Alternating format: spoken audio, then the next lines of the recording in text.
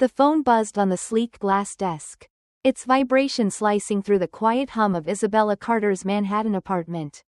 Outside, the city pulsed, honking taxis, flickering neon signs, and the distant wail of a siren weaving through the October dusk. At 35, Isabella was a rising star at a Wall Street investment firm, her days a whirlwind of high-stakes deals and late-night emails. She'd clawed her way from a modest upbringing in Charlotte, North Carolina, to this corner office life. Trading Southern humidity for New York's relentless ambition. Freedom was her reward, freedom from the weight of her past, from the small-town expectations that once tethered her.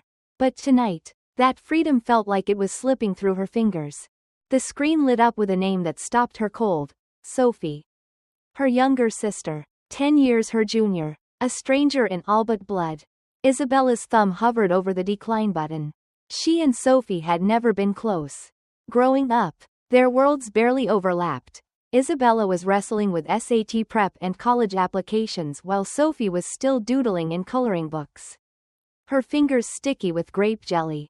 By the time Sophie was navigating her first high school crush, Isabella was grinding through her first job, balancing rent and ramen. Their contact was sparse. A Christmas card, a quick text with a heart emoji on Sophie's birthday. So why was Sophie calling now?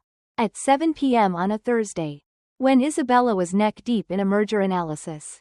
She answered, her voice clipped. Sophie? What's up? Hey, Bella. Sophie's voice was bright, almost too bright, like she was trying to bridge a decade of distance in one syllable. Hope I'm not interrupting your big city life. I've got news. I got into UNC Charlotte, full ride. Starting this spring. Mom and Dad said I should call you because, well, I'm moving into your condo downtown. It's like a 15-minute walk to campus. Perfect, right? Isabella's grip tightened on the phone, her pulse spiking. Excuse me? My condo? The one in uptown Charlotte? Yeah, Sophie chirped, oblivious to the storm brewing in Isabella's voice. Mom and Dad said it's been in the family forever. And since you're off in New York, I can use it. Save on dorm costs. You know? Isabella leaned back in her chair, the Manhattan skyline blurring outside her window. That condo wasn't just some family heirloom. It was hers. She'd bought it 5 years ago.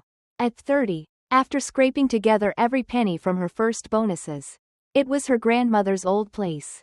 A cozy 2-bedroom near the heart of Charlotte, filled with memories of baking pecan pies and reading dog-eared novels on lazy Sunday afternoons. When her parents offered it for $90, a steal compared to market rates, she didn't hesitate. The deed was in her name.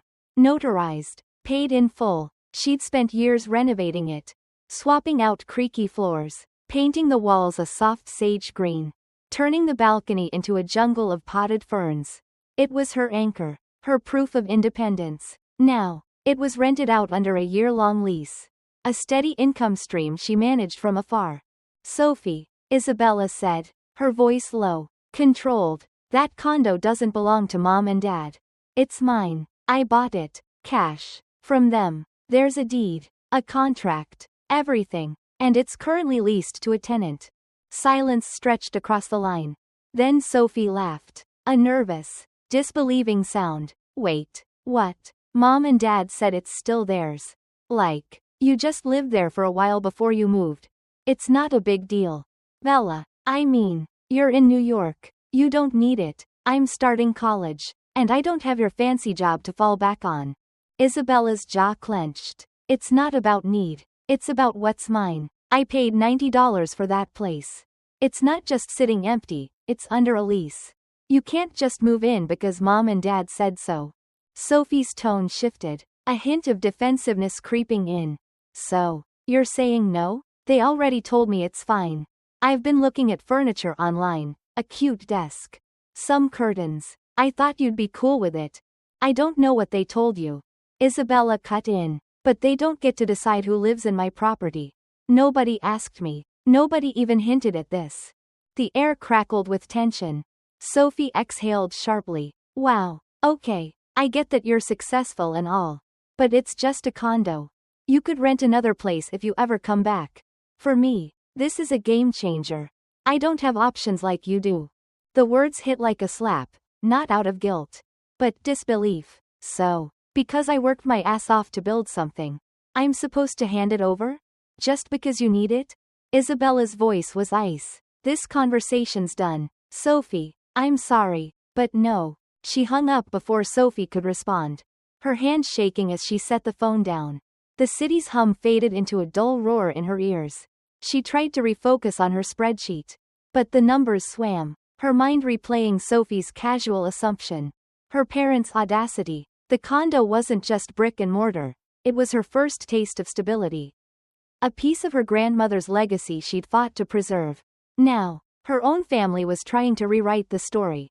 The next morning, as Isabella stepped out of a client meeting in Midtown, her phone buzzed again. Mom. Her stomach sank. She ducked into a quiet corner of a coffee shop, the scent of espresso grounding her as she answered. Mom, what's going on? Her mother's voice was calm but laced with an edge. Isabella, care to explain why you're making such a fuss about the condo? Sophie called me. Upset. She just needs a place to stay for college. And you're acting like it's the end of the world. Isabella's fingers tightened around her latte. It's not a fuss, Mom. It's my condo. I bought it from you and Dad for $90. It's legally mine. And it's rented out. You can't just offer it to Sophie without asking me. Her mother sighed, as if Isabella were being unreasonable. Yes, you bought it, technically, but it's still family property. It was your grandmother's home, where you lived rent-free for years. Now your sister needs it. Don't you think you're being a little selfish? You're doing fine in New York. You don't need that place. Isabella stared out the window at the bustling street. So, because I've got a good job, I should give up what I paid for? Just hand it over? That's not how it works. Mom, I paid for it. I renovated it. I manage it. It's mine. Don't make this complicated. Her mother snapped. This is about family. Can't you let Sophie use it for a year? Is that really so much to ask? Isabella's voice hardened. You're calling it using. What happens if she moves in and won't leave? Will you back me up? Or will you say, let it go? She's your sister. You didn't even ask me. Mom, you and Dad made a decision about my property behind my back. Her mother's tone sharpened. We've poured everything into Sophie's college. We can't afford rent on top of that. That condo is the only practical option. You're making this harder than it needs to be. Isabella almost laughed, bitter and hollow. If that condo didn't exist, what would you do? Let Sophie live on the street? Or were you counting on me to cave? If it's so practical, why not rent it from me? I'll draw up a lease. Give you a discount. Pay like any other tenant. The line went quiet, the silence heavy with unspoken accusations. Then her mother's voice came, low and hoarse. I can't believe you'd suggest charging your own sister rent. I'm not charging Sophie, Isabella said, each word deliberate. I'm saying I won't be taken advantage of just because I built something for myself. If you don't want to pay, fine, but Sophie doesn't get to live there. Another pause, longer this time. Then her mother's voice turned cold. If you're going to be this stubborn, do what you want, but don't be surprised when your family stops talking to you. The call ended with a click. Isabella stood frozen, the coffee shop's chatter fading into white noise. The weight of her mother's words settled like a stone in her chest. She wasn't just fighting for a condo, she was fighting for her right to say no. To hold on to what she'd earned. For the first time, she felt the sharp sting of being cast as the villain in her own family's story. That night, sleep eluded her. The sleek lines of her apartment felt claustrophobic. The city's skyline taunting her with its indifference. Her mother's ultimatum. Sophie's entitlement. It all looped in her mind. Relentless. At 2 a.m., she sat at her kitchen counter, a glass of untouched wine before her, and thought of the one person who might understand, Aunt Clara. Her mother's younger sister, living in Portland, Oregon. Clara was the family's truth teller. The one who'd sent Isabella GRE prep books in high school with a note. Your mom's too busy to think of this. But I've got you. Isabella hesitated, then hit FaceTime. Clara answered, her hair pulled back in a messy bun. Her face bare but her eyes sharp. Isabella Carter, calling at this hour? Spill it. What's wrong? Isabella managed a weak smile. You remember Grandma's condo in Charlotte? The one I bought? Clara nodded. Of course. I helped you double-check the paperwork. Why? Isabella poured out the story. Sophie's call. Her mother's accusations. The assumption that her condo was up for grabs. Clara listened without interrupting, her face tightening with each detail. When Isabella finished, Clara sighed, long and heavy. Your mom's always done this, pitting you against Sophie, making you feel like you owe her. But turning your condo into a bargaining chip? That's low, even for her. Relief washed over Isabella, not because Clara agreed, but because someone saw the truth without her having to beg. What do I do? She asked. Her voice small. Clara leaned closer to the screen. Call Sophie. Video, not text. Look her in the eye. She needs to see you're not the bad guy here. And you need to see if she's just parroting your parents or if she's in on it. Sometimes, the only way to cut through the noise is to face it head on. Isabella nodded, a mix of dread and determination settling in her gut. You're right. I'll call her. Clara's smile was faint but warm. You've got this, Bella. You always have. As the call ended, Isabella stared at her reflection in the dark window. The city glittered beyond, but inside, a storm was brewing. Sophie was still her sister. If there was a chance to salvage something real between them, she had to try, before the fault line between them cracked beyond repair. The laptop screen flickered in the dim light of Isabella Carter's Manhattan apartment, casting a soft glow across her face. It was past midnight, the city outside humming with the restless energy of a New York night, distant horns, the occasional shout, the faint pulse of a neighbor's music. Isabella's heart pounded as she clicked the video call button. Sophie's name staring back at her. After their tense phone call 2 days ago, the air between them felt like a frayed wire, ready to snap. But Aunt Clara's advice echoed in her mind. Look her in the eye. Make her see you. If there was any chance to salvage her relationship with her sister. It started here. The call connected, and Sophie's face appeared, framed by the soft light of a desk lamp. Her hair was pulled back with a scrunchie, her face bare of makeup, and she wore an oversized UNC Charlotte hoodie Isabella had sent her 3 Christmases ago. She looked younger than her 25 years, her eyes wary but trying to mask it with a small smile. You're calling back? Sophie said, her voice hesitant. I thought after the other day, we were done talking. Isabella exhaled, straightening in her chair. We need to talk like adults. Sophie, no assumptions, no middlemen, just you and me. Sophie nodded, her fingers fidgeting with the drawstring of her hoodie. Okay, I'm guessing you're still not cool with me staying in the condo. Right? Isabella held her gaze through the screen. No, I'm not. But you need to know why, not just what Mom and Dad told you. She opened her laptop's file explorer, pulling up a PDF titled Property Transfer Agreement, Isabella Carter. With a click, she shared her screen, the document filling it with black and white clarity, her signature. Her parents, the notarized seal from Mecklenburg County, dated 5 years ago. This is the truth. I bought that condo from Mom and Dad for $90. My savings, my name on the deed. It's legally mine. Sophie leaned closer, her eyes scanning the document.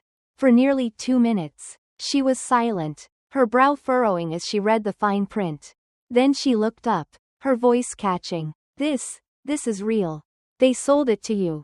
But they told me it was still theirs. They said you just lived there for a while.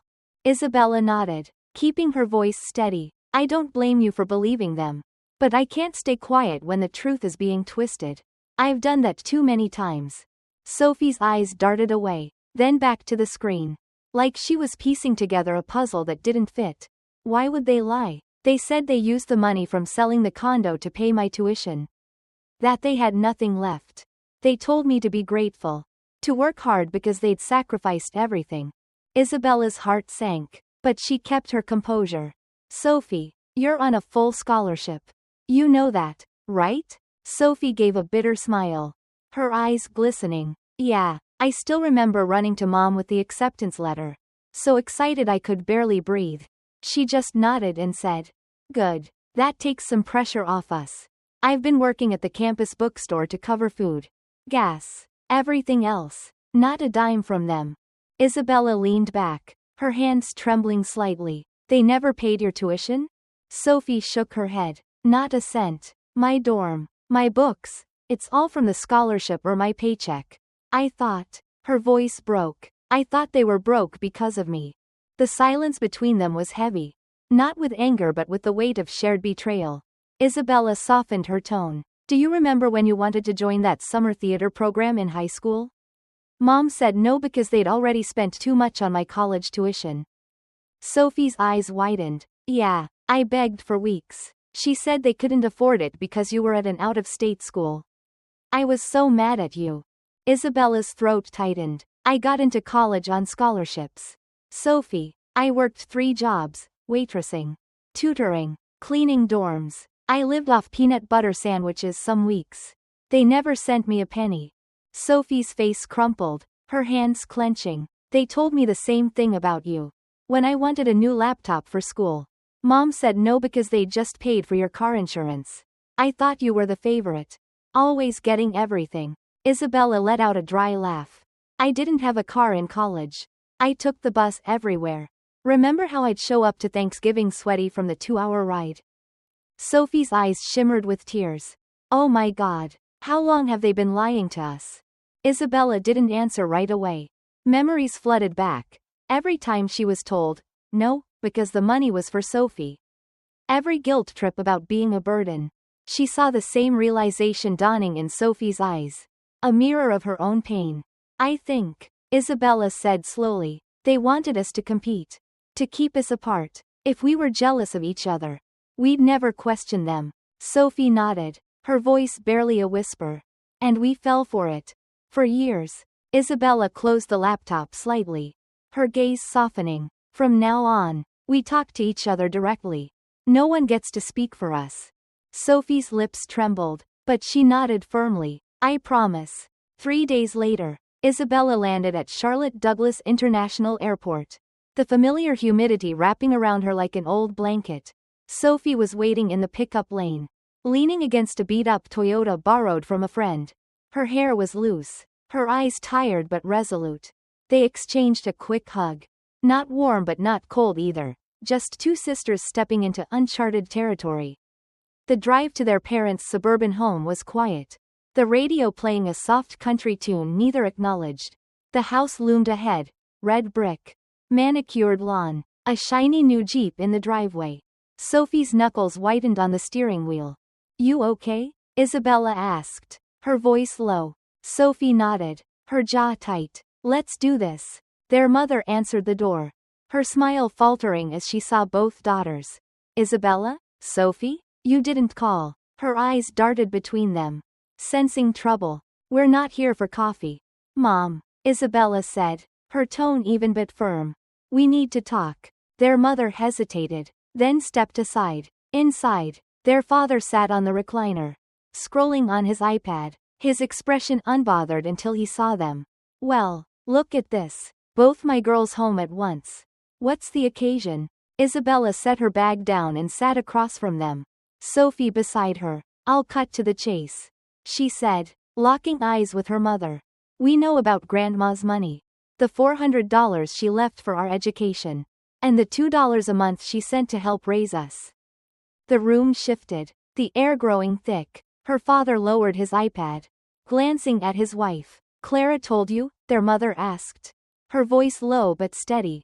Isabella nodded. And we've seen the bank statements. The vacations, the restaurants, the new car, all from the account meant for our college funds. Sophie leaned forward, her voice shaking but clear. You told me you used that money for my tuition. But I'm on a scholarship. You told Isabella you paid for her college. But she worked 3 jobs. Why did you lie to us? Their mother folded her arms, her face hardening. So what? We're your parents. That money was ours to use as we saw fit. We raised you, fed you, put a roof over your heads. Isn't that enough? Isabella's stomach churned at the coldness in her mother's voice. Enough? You stole from us. Grandma wanted that money for our futures. Not your cruises to the Bahamas. Her father scoffed. You're going to lecture us? We made tough choices. You think parenting is easy? You're both doing fine, Look at you. Isabella. With your fancy New York job. Sophie's in college. What's the problem? Sophie's voice cracked. The problem is you made us think we were burdens. You told me Isabella got everything. And you told her I was the favorite. You kept us fighting each other so we wouldn't see what you were doing. Their mother waved a hand dismissively. You're being dramatic. That money was ours once it hit our account. What? Are you going to sue us? Isabella stood, her voice steady but laced with pain. I used to think you were struggling. That I had to be independent to ease your burden. But you weren't struggling. You chose to take what was ours and lie about it. I don't want an apology. I just want clarity. Sophie stood too, her eyes glassy. We're not kids you can manipulate anymore. You made your choices. Now we're making ours. We're done. No calls. No texts. No more lies. They turned and walked out. The door clicking shut behind them. Neither parent called after them. Outside, the Carolina sun was blinding. The air thick with the scent of cut grass. Isabella felt a strange lightness. Not joy but release. The weight of her parents' expectations, their manipulations, was gone. 6 months later, the Charlotte skyline glowed under a crisp autumn sunset, the leaves painting the streets in shades of amber and crimson. Isabella sat at a corner table in a cozy coffee shop near UNC Charlotte. The kind of place with mismatched chairs and chalkboard menus. Across from her, Sophie stirred her iced chai, laughing so hard she nearly spilled it. So this guy at the bookstore, she said, her eyes sparkling. He comes in every week. Orders the same obscure sci-fi novel. Then tips me $10 just for remembering his name. I'm like, dude, it's on your credit card. Isabella grinned, the sound of her sister's laughter warming her like the pumpkin spice latte in her hands. 6 months ago, they'd walked out of their parents' house together, closing a door on a past built on lies. No one had called, no one had apologized, and the silence had become a gift, a space for them to rebuild. After that day, Isabella had spent a week helping Sophie find a new place, a small studio near campus. Affordable but safe, she'd covered the first 3 months' rent. A gesture Sophie accepted with a quiet, thank you, and a promise to take it from there. True to her word, Sophie had thrown herself into her new life, balancing classes, her bookstore job, and late-night study sessions fueled by instant coffee. She'd even started painting again. Her tiny apartment filled with canvases of bold, swirling colors. I didn't think I'd bounce back this fast, Sophie said, her voice softer now, but maybe it's because I'm not trying to prove anything to them anymore. Isabella nodded, sipping her latte. You're doing it for you now. That's the difference. Sophie looked at her, her smile tinged with gratitude. I'm luckier than most. I got the truth, even if it hurt. And I've got you. Isabella's chest warmed, the autumn light softening the edges of the moment. And I've got you. They took a lot from us. But they gave us something they didn't mean to. Sophie tilted her head. What's that? Isabella smiled, her voice steady. Each other. They lingered in the coffee shop, trading stories about bad professors and worse first dates, planning a weekend trip to the Blue Ridge Mountains. The past didn't come up, not because it was forgotten, but because it no longer defined them. As they stepped outside, Sophie pulled Isabella into a hug, warm and unforced, the kind shared by two people who'd faced a storm and come out stronger. Driving back to her hotel, Isabella turned on the radio. A soft folk song filling the car. The road stretched ahead, lined with fiery maples, and for the first time in years, she felt whole, not because of what she'd lost, money, trust, a family she once believed in, but because of what she'd gained, a sister, a truth, and the courage to choose her own path.